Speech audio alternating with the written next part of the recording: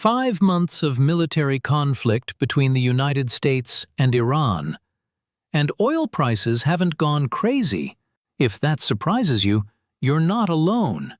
Because, historically, any serious confrontation involving Iran sends a shockwave through global energy markets. So what's different this time? That's exactly what we're unpacking today. Here's the situation. The United States and Iran have been locked in an active military standoff for roughly 5 months now. That's not a drill, not a diplomatic spat. It's a real, ongoing conflict. And yet, oil prices have remained relatively contained. No dramatic spike, no panic at the pump on a historic scale. Reuters flagged this as one of the more striking puzzles in global energy markets right now. The headline almost writes itself. Why hasn't oil gone crazy? The short answer is that several powerful forces are pushing back against the kind of price surge you'd normally expect. But the long answer, the one that actually matters for understanding markets, requires us to walk through each of those forces one by one. To understand why this is surprising, you need to appreciate what Iran means to global oil markets. Iran sits on some of the largest proven oil reserves on the planet.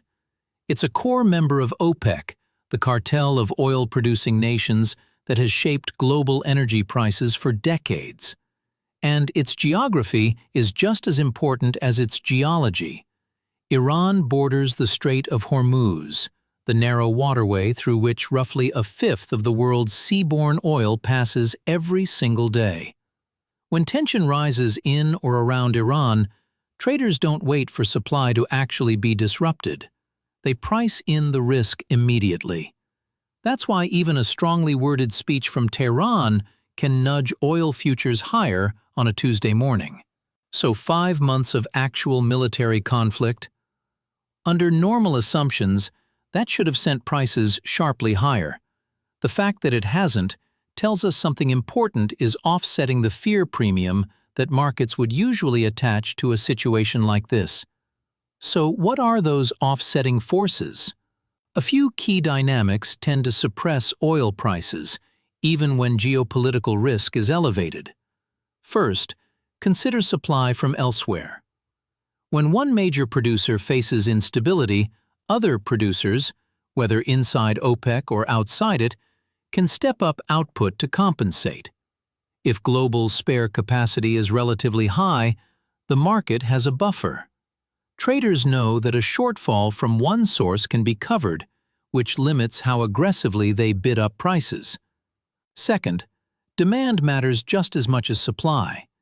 If the global economy is slowing, if manufacturing is sluggish, if major importers are consuming less energy than expected, then even a reduction in supply from a conflict zone may not create the tight market conditions that drive prices sharply higher. Weak demand acts as a ceiling on prices regardless of what's happening on the supply side. Third, there's the question of whether Iranian oil is actually being disrupted. Sanctions, workarounds, shadow fleets, and alternative buyers all affect how much Iranian crude actually reaches the market and at what effective price.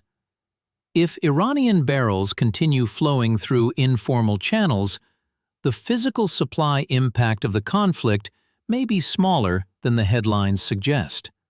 And fourth, market participants are increasingly sophisticated about geopolitical risk. Not every conflict translates into a sustained supply disruption. If traders believe the situation, however tense, is unlikely to result in a prolonged closure of a critical choke point like the Strait of Hormuz, they may price in only a modest risk premium rather than a catastrophic one. These mechanisms don't operate in isolation. They reinforce each other. And together, they can explain how a market absorbs what looks like an enormous geopolitical shock without a corresponding price explosion. Now let's talk about what this means for energy markets, for economies, and for the broader investment landscape. For consumers and businesses, relatively stable oil prices during a period of conflict are genuinely good news. Oil underpins the cost of almost everything: transport, manufacturing, food production, heating. When oil spikes, inflation tends to follow. Central banks then face pressure to keep interest rates higher for longer. That's a chain reaction that hits households and borrowers hard. The fact that this chain hasn't been triggered, at least not in the dramatic way some feared, provides a degree of economic cushion. For investors, the picture is more nuanced. Energy companies benefit from higher oil prices, so a contained price environment may limit upside for oil producers. On the other hand, industries that are heavy consumers of energy, airlines, shipping, chemicals, agriculture, benefit from price stability. Broadly speaking, when geopolitical risk doesn't translate into an energy crisis, risk assets tend to breathe easier. For policymakers and strategists, the situation raises a deeper question about the relationship between conflict and commodity markets. It suggests that the old assumption, war near a major oil producer equals energy shock, is more conditional than it once was. Supply diversity, demand trends, and market structure all modulate the impact. That doesn't mean the risk has disappeared. Disruptions of this kind tend to keep war risk premiums elevated in shipping and insurance markets. A sudden escalation, say a direct threat to the Strait of Hormuz, could still trigger a rapid repricing. The relative calm we're seeing isn't the same as safety. It's more like a pressurized system that hasn't yet found a release valve. So how do we classify what's happening here? This is a case of geopolitical risk failing to transmit fully into commodity prices. And it's worth understanding why that matters as a category of event. Markets are always trying to answer one question: does this shock actually reduce the available supply of something people need right now? When the answer is clearly yes, prices move fast and hard. When the answer is maybe, or not yet, or probably not at the scale feared, markets can stay surprisingly composed.